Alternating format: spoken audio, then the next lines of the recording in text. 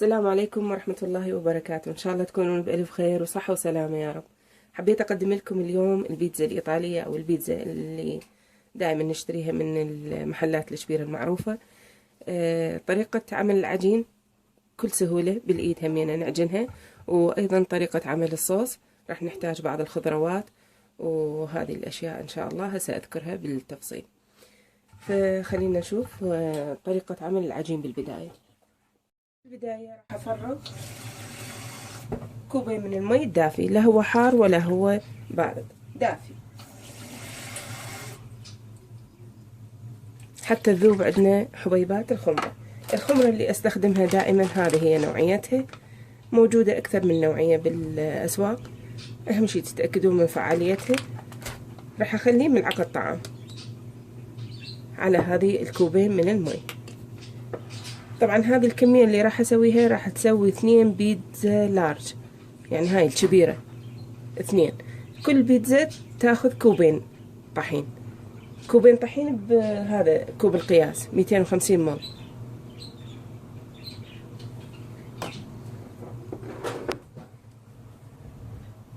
رشة من السكر، هذه منها تخلي الخمرة تتفاعل تتأكتف بسرعة، ومنها تعطي لون للعجينة عند الشوي، لون حلو ذهبي. راح اخلط الخمرة ويا المي وشوية الشكر اللي خليناه، الشكر او السكر، لحد ما اتأكد هذه الحبيبات تذوب، لان مرات تبقى بالعجين، اذا ملاحظين تبقى بالعجينة هذه الحبيبات، نصها تختمر ونصها لا.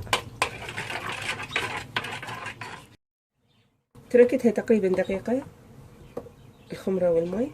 هسه راح ابدي اخلي الاكواب مالت الطحين امسحها مسح هيجي هذه الطريقة حتى اتأكد هي كوب كامل. 4 أكواب راح اخلي امامكم، هاي 2 3 4.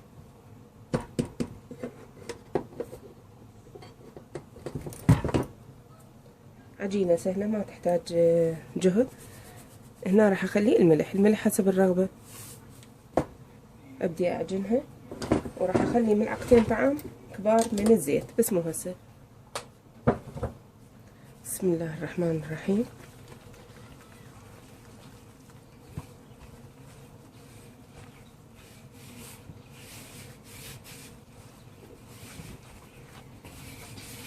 بس ابدي اجمعها راح اخلي الزيت. ملعقتين طعام مال اكل خاشوقة، هاي العادية، هاي 1، هاي 2، يعني الكل كوبين ملعقة 1. فإذا حبيتوا عائلتكم صغيرة وحبيتوا تسوون نصف هذه الكمية، تخلون كل كوبين من الطحين، ملعقة طعام من الزيت، وأيضا مي كوب 1، والملح حسب الرغبة. وطبعا إذا حبيتوا تضيفون مي هيك، يعني شلون تبللون ايدكم حتى ما تصير يابسة وشادة. هاي إضافة للكوب المي. هيك نخلي شوية بالعجن أثناء العجن تدريجيا، وحسب نوعية الطحين. مرات الطحين ياخذ أكثر مي حسب طحنه أو حسب البروتين اللي بيه موجود. هسه راح صراحة انزع الجفوف وراح انزلها على هذه الطاولة نظيفة، وابدي اعجنها بهذه الطريقة. بس اشوفكم تنعجن ويانا وتصير هواية ملسة وبدون هذه التكتلات. بس شوفوا هيجي افرشها وارجعها. اذا عندكم كاونتر تنظفونه زين.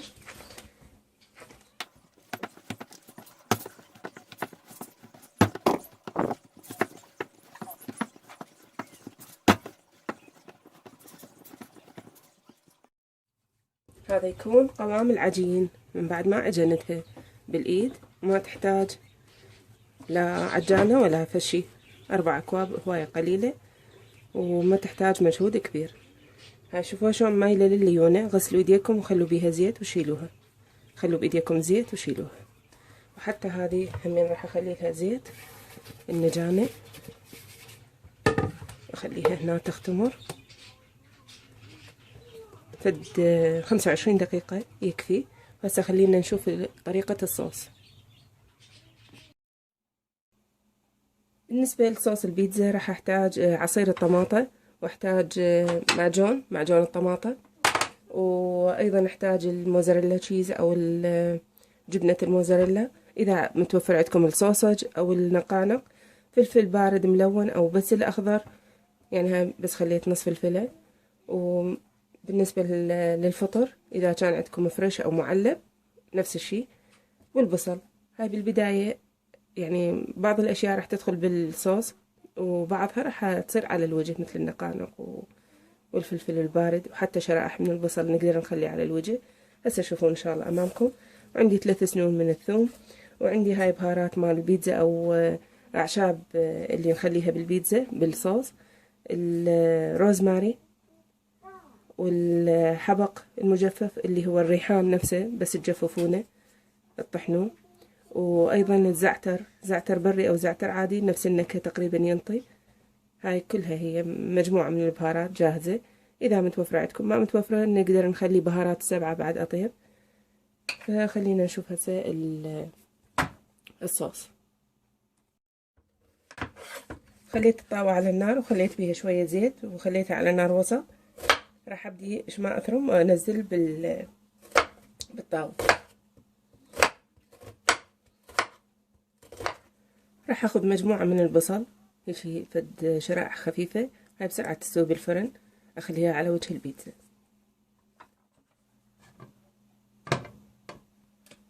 راح انزل البصل،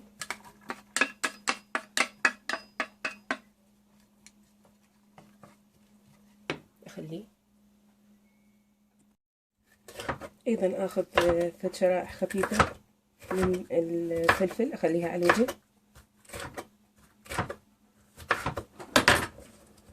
هيك شي، والباقي افرمه. طبعا عندنا هذا الفلفل الملون البارد.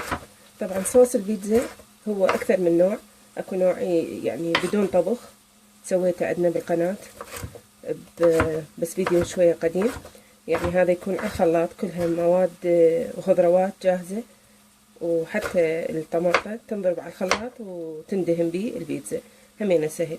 بس انا دائما اختار لكم الاطيب، هذا اطيب. وهذا ايضا ينفع لكل انواع الباستا، المعكرونة، السباكيتي، كل انواع الباستا ايضا يرهم. وهنا عندنا باقي الخضروات اللي راح نخليها بالصوص. بقى بس عندنا الثوم والبهارات والملح. نبدأ نحمص، واخر شي نخلي المعجون وعصير الطماطم.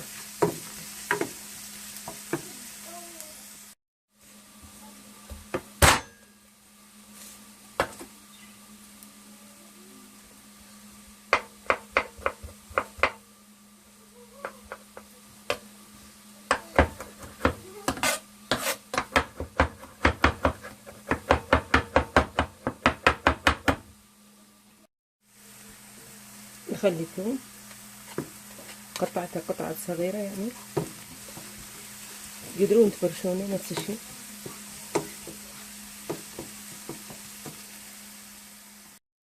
راح اخلي هذه الاعشاب الايطالية اللي ذكرتها مسبقا. راح اخلي شوية بابريكا، رشة من البابريكا، وهاي بهارات السبعة اللي سويناها بقناتنا الاولى. نبدي نحمسها بس تطلع ريحة البهارات الطيبة، وشوية ثوم همينة ينحمس، بس ما تكون ينحمس زايد، يتغير طعمها تماما. رشة ملح، ونخلي هنا ملعقة طعام مليانة من المعجون.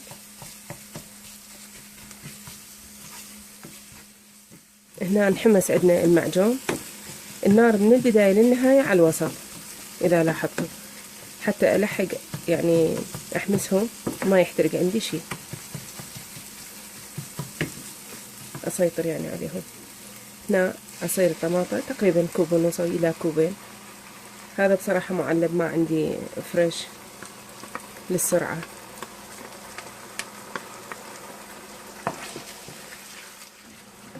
راح اخلي عليه تقريبا كوب من المي واخليها تسبك براحتها. هذه طبعا الكمية تفيد اكثر من قطعة بيتزا، وتقدرون تخلوها بالفريز، تقدرون تخلوها بالثلاجة، تبقى عندكم هواية. اذا خليتوها بعلبة وخليتوا عليها زيت ما تعفن ولا تخرب ابد، خصوصا اذا انحمست بطريقة جيدة. من بعد ما يظهر على الوجه قطع او بقع من الزيت فمعناها انحمس واصبح جاهز. راح اطفيه واخليه يبرد شوي.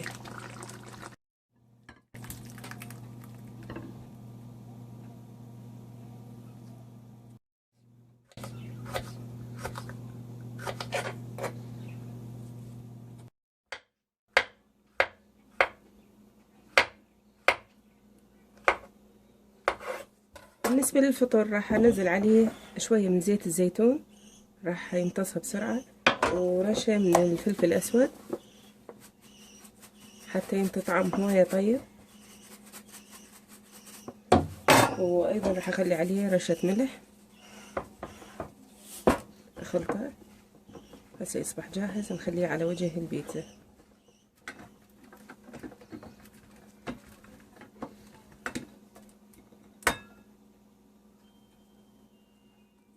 جهزنا كل الاشياء مالت البيتزا. هاي مثل ما تشوفون تقدرون هاي كلها تسوونها كتحضير مسبق.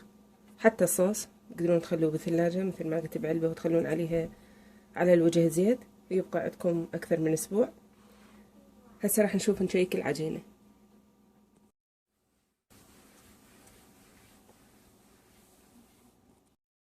ما شاء الله بين ما سوينا الصوص عجينتنا تضاعف حجمها. طبعا اخلي بايدي زيت. المجموع الكلي تقريبا كوبين وربع من المي.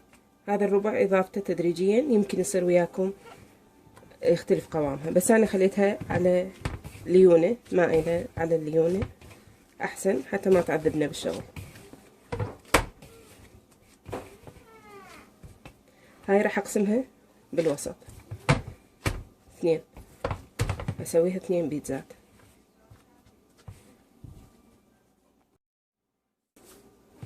اخلي طحين على الطاولة مالت العمل. ابدي هاي بالنسبة للبيتزا الاولى اسويها على شكل قرص. شلون نشنكها هيجي، نجمعها من الوسط.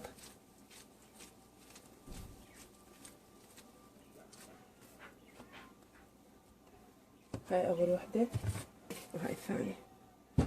هاي الاثناء شغلت الفرن على اعلى درجة حرارة. تحضير صينية البيتزا، يا اما ندهنها بالزبدة او بالزيت، ونرش عليها من السميد الناعم رشة بسيطة، او طحين اذا ما متوفر عندكم السميد. تطلع عندنا من الصينية بكل سهولة، وبيها هم طعم قرشة بالعجين مثل مالت المحلات بالضبط. يا اما سميد او مجروش الذرة او العرنوس احنا نسميه. هنا راح اخذ اول عجينة شكلتها، خلي بايدي شوية زيت. ما شاء الله شوفوها شلون ترفع. كل ما تصير لينة بالنسبة للخبز والبيتزا تطلع اطيب. بالبداية نسوي بيها اطار بهذا الشكل.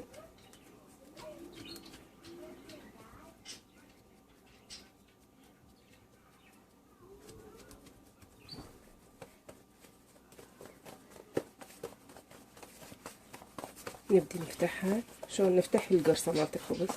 هاي اذا ما كنتوا متدربين على فتحة القرصة مالت الخبز، لا تفتحوها بالشيبك لو بالنشابة يسموه، وبعدين تسوي لها الاطار. هذا شكلها يكون. ننزلها بالصينية.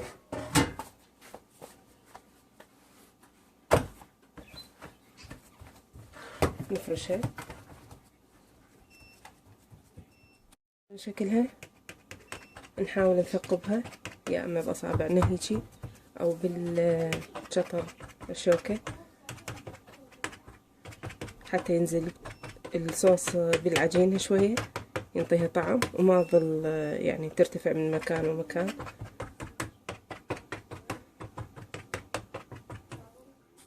نحاول نفرش الصوص. بسم الله. الملعقة اللي ننزلها بالصوص المفروض تكون ناشفة حتى ما يخرب عندنا الباقي. الكمية اللي تشوفوها مناسبة.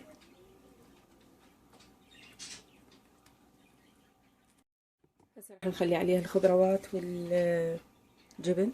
بالبداية رشة خفيفة من الجبن،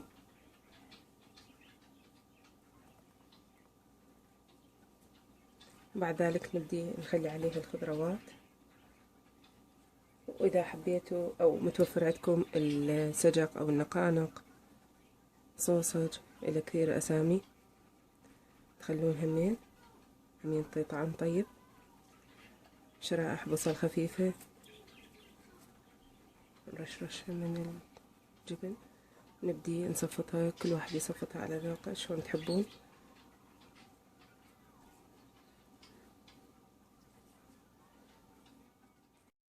ورتبتها بهذا الشكل. إذا عندكم زيتون تقدرون تخلون على الوجه. راح أدخلها بالفرن على الرف الأول من الأسفل. شغلت الفرن على أعلى درجة.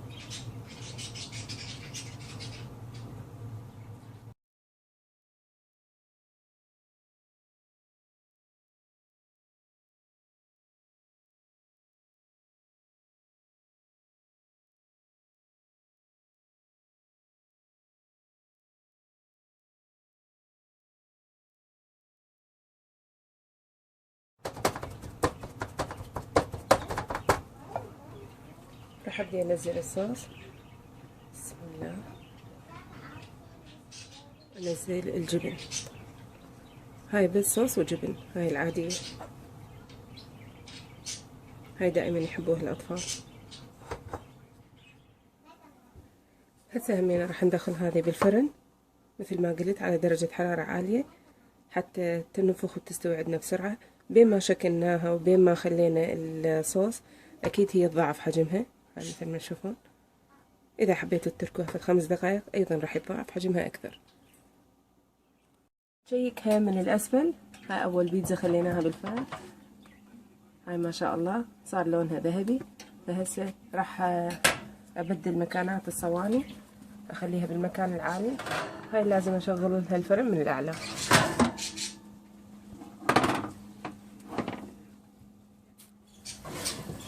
وهذا يكون شكلها. طلعتها من الفرن ما شاء الله استوت تماما. إذا حبيتوا يصير بها طعم طيب نمرر على الحافات الزبدة، هي راح تذوب تعطينا طعم هواية طيب. نمرر على الحافة زبدة عادية مالحة تحبوها يعني. منها همينة تعطيها لمعة حلوة. هاي أول صينية. إن شاء الله نطلع صينية ثانية ننتقل للشكل النهائي. ما شاء الله شلون خفيفة اسفنجية، ومثل ما شفتوا عجينة جدا بسيطة. وهنا استوت عندنا البيتزا الثانية ايضا، هاي مثل ما تشوفون قوامها اسفنجية. هذه بس الصلصة او الصوص والجبن. وهنا عندنا هذه مالت الخضروات اللي خلينا بيها حتى صوصة وفطر. هذا يكون شكلها النهائي. اتمنى تعجبكم. طعمها وريحتها هواية طيبة، ومثل ما شفتوا المقادير جدا سهلة بالنسبة للعجين. وايضا اي شيء متوفر عندكم من الخضروات تقدرون تخلوه على الوجه. اتمنى من عندكم تدعمون قناتنا، الاولى شاي مهيل والثانية شناشيل، واكون ممنونة من عندكم من خلال طبعا الاشتراك. وما تنسونا باللايك وشير الفيديو بين الاصدقاء. في امان الله حبايبي، ربي يحميكم.